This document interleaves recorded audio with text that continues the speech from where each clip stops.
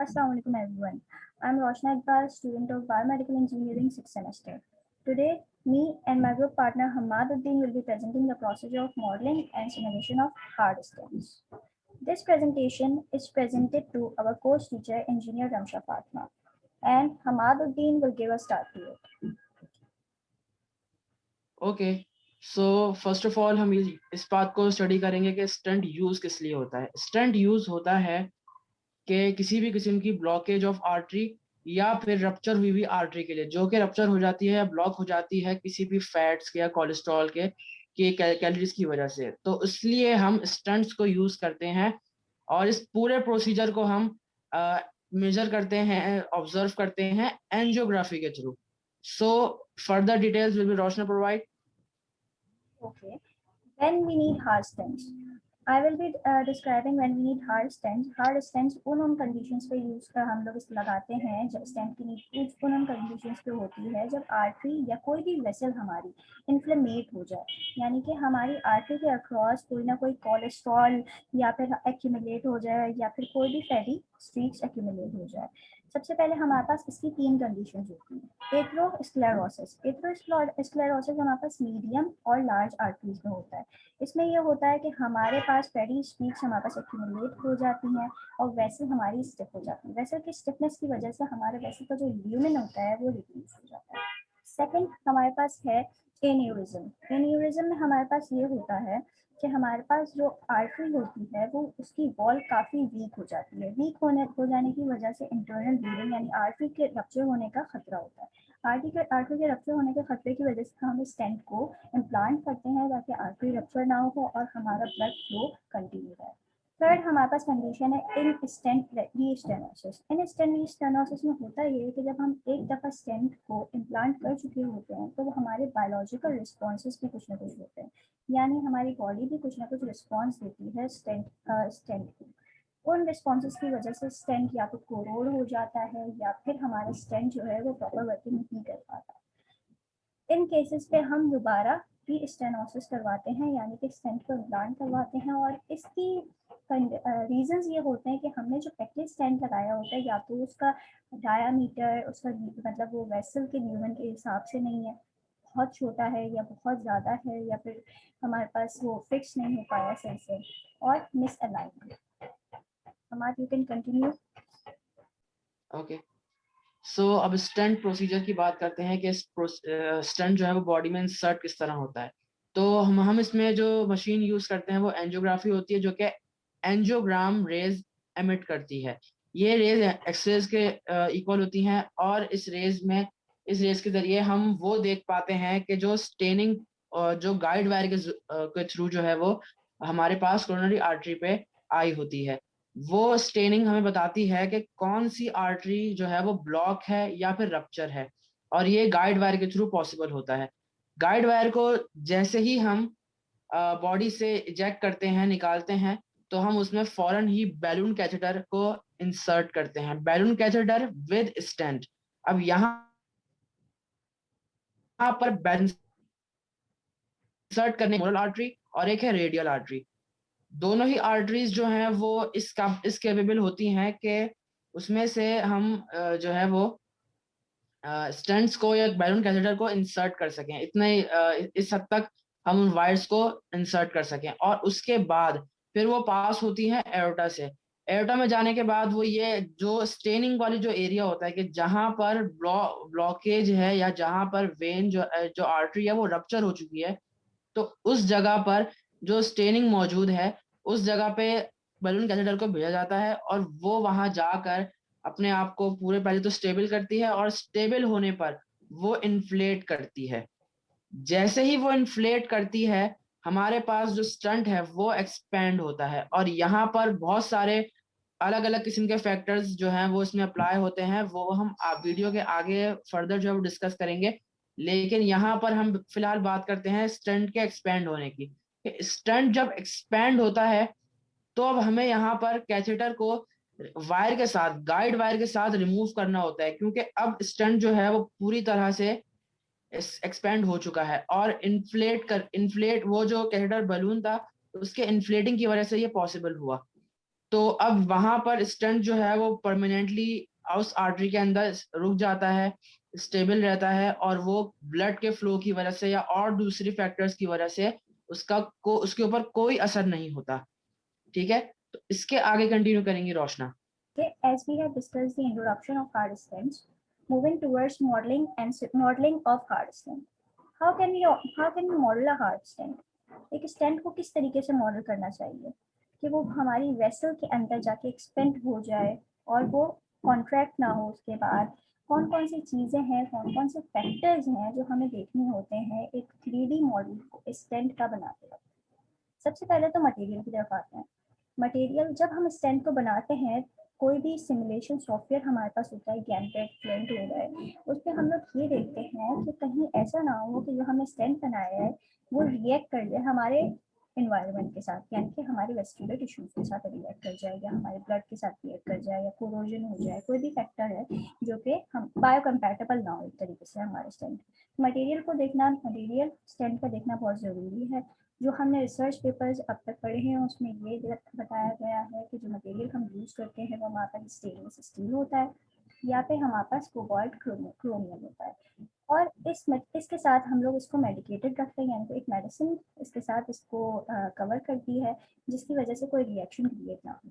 Secondly, diameter of vessel lumen. Lumen vessel की lumen का diameter जानना इसलिए ज़रूरी होता है कि जब हम स्टेंट को हम डिज़ाइन कर रहे होते हैं किसी 3D सॉफ्टवेयर में, तो हमें पता चले कि उसका डायमीटर हमें रखना है। Third, flexibility of stent. Flexibility को जानना इसलिए ज़रूरी होता है कि हमारे पास स्टेंट जो है वो सर्कुलेट करता है बॉडी के अंदर और वेसल्स के अंदर, and it has to move, it should have some curves, जिसकी वजह से वो फ्लेक्सिबल उसका होना ज़रूरी होता है।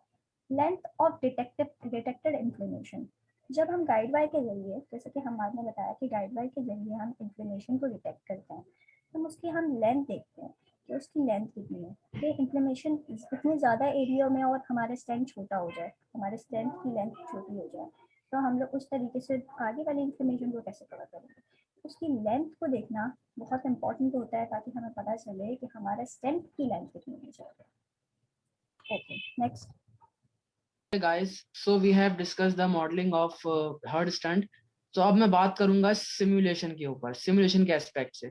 सिमुलेशन के एस्पेक्ट से जब हम बात करते हैं तो यहाँ पर हमें पता चलता है कि यहाँ पे मॉडलिंग भी उसके साथ जरूरी होती है। उसके साथ एक तरीके से मॉडलिंग जो है वो कंपलसरी है, क्योंकि 3D कंस्ट्रक्शन करते वक्त या 3D मॉडल बनाते वक्त हमें उसके अंदर से ब्लड को फ्लो करवाते हुए, और अगर आप स्टेंटिंग की बात करें तो वो एक्सपैंड होगा और उसमें कैथेटर किस तरीके से मूव इन होगा, मूव आउट होगा, वो हम देखते हैं।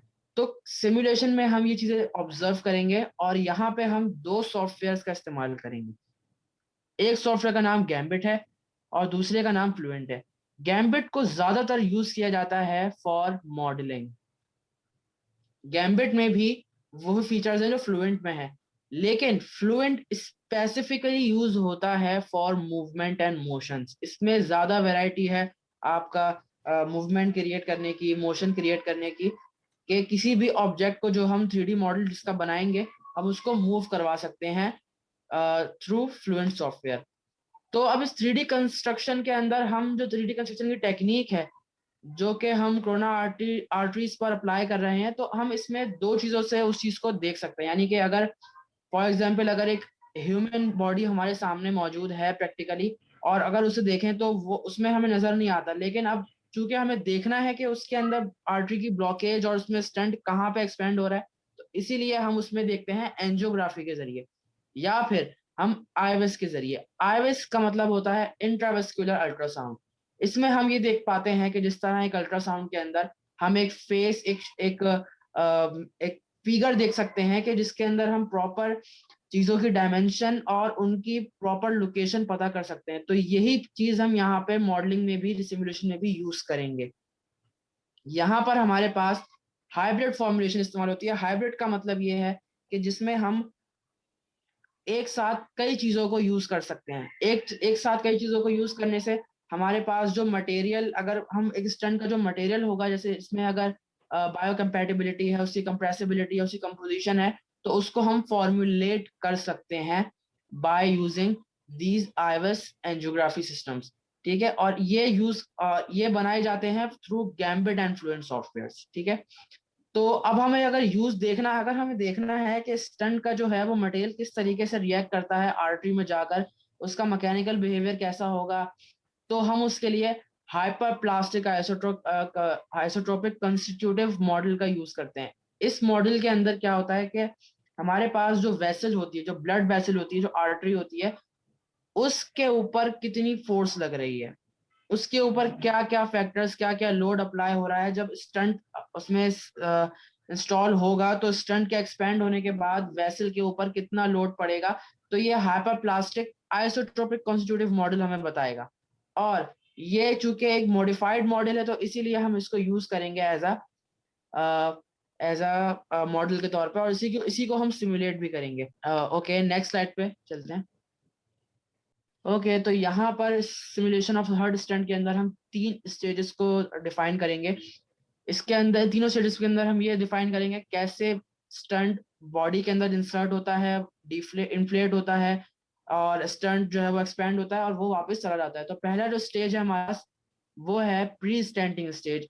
इस स्टेज में हम बैलून कैथेटर के जरिए स्टेंट को बॉडी के अंदर इंसर्ट करते हैं और उसको स्टेन हुई हुई जगह पर जो है वो लेके जाते हैं और वहां जाके उसको एक्सपेंड करते हैं। अब ये सेकंड स्टेज है। सेकंड स्टेज के अंदर, स्टैंडिंग स्टेज के अंदर, जो बलून कैथेटर है वो एक्सपेंड होगा, वो इन्फ्लेट होगा, और उसके इन्फ्लेशन की वजह से जो स्टेंट उसके ऊपर रैप हुआ है वो भी एक्सपेंड होगा, और उसकी एक्सपेंशन के बाद जो पूरी वॉल होगी आर्टरी की, वो वो भी हो सकता है कि वो रप्चर हो जाए, या तो उसको हम सिमुलेट करके देखेंगे कि इन्हीं इन्हीं इन इन स्टेजेस के अंदर हमें किस किस तरीके से जो है वो सिमुलेशन देखनी पड़ती है ब्लड की और उसके साथ उसके स्टंट की भी।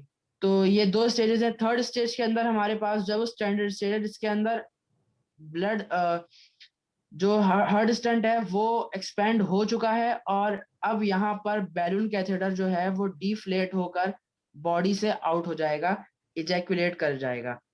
Okay, over to you Roshna. Okay. As Hamad described the pre-stenting stage, I will describe the simulation of pre-stenting stage. Pre-stenting stage, जैसा कि हमें पता है कि प्री-स्टेंटिंग स्टेज वो होता है जिसमें हमारे पास जब स्टेंट ब्लड में सर्कुलेट हो रहा होता है और डिटेक्टेड एरिया तक पहुंचने की कोशिश करता है।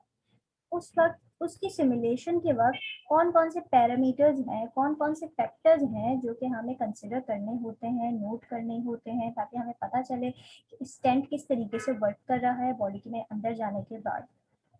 सबसे पहला फैक्टर हमारे पास है बिहेवियर ऑफ वेस्क्यूलर टिश्यूज। जैसे कि मैंने बताया कि मटेरियल जो हमारे पास होता है और जो एनवायरनमेंट होता है, उन दोनों की इंटरेक्शन सबसे ज़्यादा इम्पोर्टेंट रखती है, सबसे ज़्यादा इम्पोर्टेंस रखती है। सबसे पहले ये कि मटेरियल और इन्वायरमेंट अगर मैच नहीं होता तो हमारे पास रिएक्शन होंगे। हेट्रोजेनिटी की वजह से जो रिएक्शंस होते हैं, इनकम्प्रेसिबिलिटी की वजह से जो रिएक्शंस होते हैं, रेजिडुअल लोड्स होता है जो कि हमारे पास वेस्कुलर टिश्यूज़ की तरफ हमारा स्टेंट देता है, और इसके अलावा मसल्स कॉन्ट्रैक्ट ना हो जाए, किसी टॉक्सिसिटी की प्रेजेंस ना आ जाए, और इसके अलावा हमारा इम्यून सिस्टम मटेरियल को डिटेक्ट ना कर पाए और उसकी तरफ अटैक करे। तो ये सब चीज़ें कंसिडर करना ज़रूरी होती है। सेकेंडली हमारे पास प्रेशर ऑन वेसल।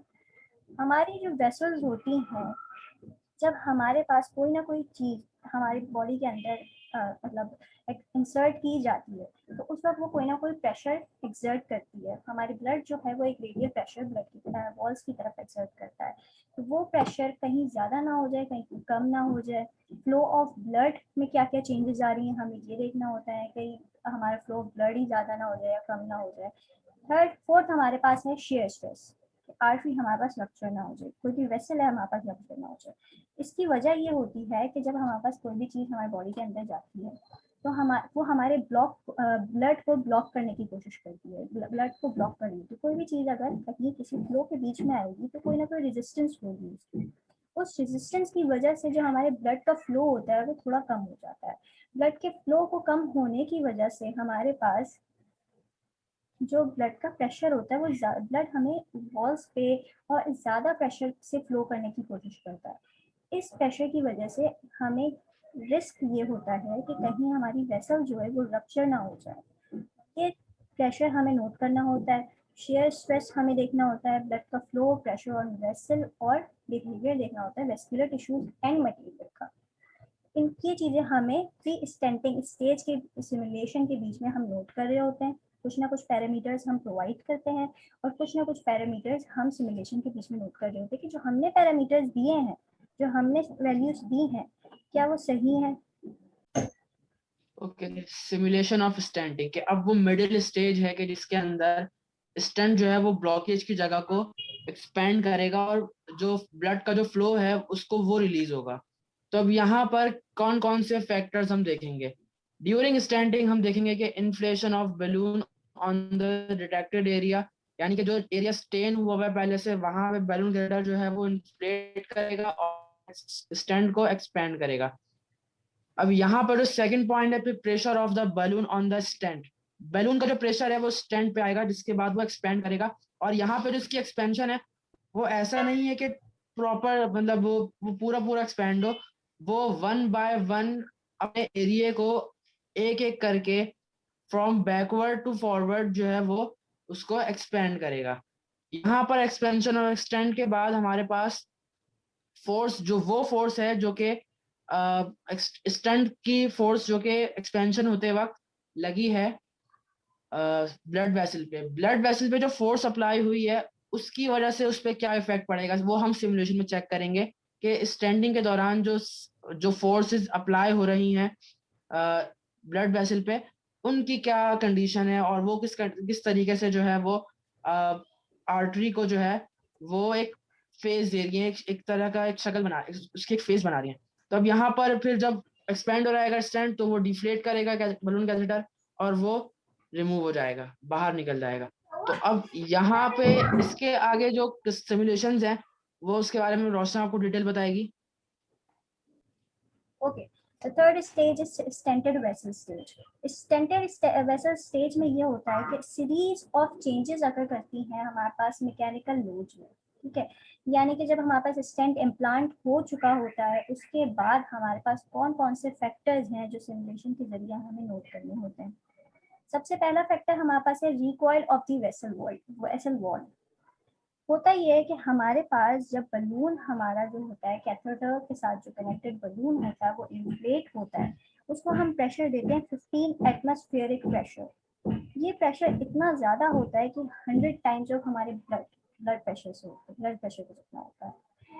तो इस प्रेशर की वजह से कहीं ऐसा ना हो कि हमने प्रेशर दे तो दिया बलून जब इन्फ्लेट हो जाता है, लेकिन जब बलून डीफ्लेट होगा तो कहीं ऐसा ना हो कि हमारी वेसल जो है वो कॉन्ट्रैक्ट कर जाए, रिकॉइल कर जाए हमारी वेसल। इसको ओवरकम करने के लिए कुछ ना कुछ स्ट्रेस स्टेंट इम्पोज करता है और वो स्ट्रेस जो होता है वो इतना ज़्यादा होना चाहिए कि वो एक्सपेंडेड रखे अपने आप को, और इतना ज़्यादा होना चाहिए कि वेसल रिकॉइल ना हो। सेकेंड फैक्टर जो इन्वॉल्व हो रहा होता है वो होता है सर्कमफ्रेंशियल टेंशन। जब हमारे पास स्टेंट एक्सपेंड हो चुका होता है तो वेसल की तरफ से जो टेंशन क्रिएट होती है, वेसल की सर्कमफेरेंस की वजह से जो स्टेंट पे टेंशन क्रिएट होती है वो हमारे पास होती है सर्कमफ्रेंशियल टेंशन। इस टेंशन को मेजर करना जरूरी इसलिए होता है कि कहीं वेसल की तरफ से इतना ज़्यादा प्रेशर ना आ जाए, इतनी ज़्यादा टेंशन ना आ जाए कि वो वेसल ही हमारे पास कॉन्ट्रैक्ट हो जाए या वो स्टेंट हमारा बर्दाश्त न कर पाए, उस चीज़ को बेयर न कर पाए इस टेंशन को। थर्ड हमारे पास है वेरिएशन इन शेयर स्ट्रेस। जैसे कि मैंने बताया था कि हम ये फैक्टर को प्री सेंडिंग स्टेज में भी नोट करते हैं कि जब हमारे पास फ्लो जा रहा होता है ब्लड का तो उसकी वेलोसिटी किसी ना किसी मटेरियल की वजह से कुछ ना कुछ रेजिस्टेंस होती है, वो वेलोसिटी थोड़ी ना कुछ वेलोसिटी में कुछ ना कुछ डिफरेंस आता है। उस डिफरेंस की वजह से ब्लड ज़्यादा प्रेशर क्रिएट करती है, ब्लड ज़्यादा प्रेशर एक्सर्ट करती है। उस प्रेशर की वजह से हमारी वेसल जो है वो कहीं रप्चर ना हो जाए, तो हम इस शेयर स्ट्रेस को कंसिडर करते हैं सिमुलेशन के बीच में कहीं हम इतनी वैल्यू देंगे तो इतना शेयर स्ट्रेस बेरेबल है या नहीं है, या शेयर स्ट्रेस कितना चल रहा है उस वक्त जब हमने कितनी वैल्यूज दी हैं, ब्लड का फ्लो इतना है तो शेयर स्ट्रेस इतना है। Fourth and fifth will be describe by हमारी। ओके, कॉम्प्लायंस मिसमैच, इस कैटेगरी में, इस फैक्टर के अंदर हमारे पास जो आर्टरीज हैं वो दो तरह की आर्टरीज हैं, क्योंकि एक वो आर्टरी के जिसमें जो अनस्टैंडर्ड है और दूसरी स्टैंडर्ड है। दोनों में फर्क ये है कि एक के अंदर मेटेलिक सिलेंड्रिकल स्ट्रक्चर जो है वो इंस्टॉल किया गया है, जो कि डिफरेंशियल एक डिफरेंट कैटेगरी की चीज है, जो कि हमारे पास एक अनस्टैंडर्ड आर्टरी के में नहीं है। तो दोनों में डिफरेंस की वजह से हो सकता है कि ब्लड फ्लो के अंदर, यहाँ पर ब्लड फ्लो की जो डायनामिक्स है उसमें इशू क्रिएट हो। तो उसके इशू को रिजॉल्व करने के लिए हम इसको सिमुलेट करेंगे, और सिमुलेशन में हम ये देखेंगे कि जो रिजल्ट आ रहा है क्या उसके अंदर ब्लड फ्लो डायनामिक्स में कुछ चेंजेस आ रही हैं या नहीं। और दोनों ही तरह की, दोनों कैटेगरीज की जो आर्टरीज हैं, उन दोनों में किस तरह का आउटपुट है, किस तरह का उनका उनमें उनमें लोड आ रहा है, और उसका जो मेटेलिक मटेरियल है स्टेंट का, वो क्या उसके रिस्पॉन्स में क्या रिस्पॉन्स कर रहा है वो। तो यहाँ पर हम इस कॉम्प्लायंस मिसमैच को जो है वो फैक्टर को नजर रखेंगे इसके ऊपर सिमुलेशन में। और लास्ट जो फैक्टर है वो है anisotropy of the material.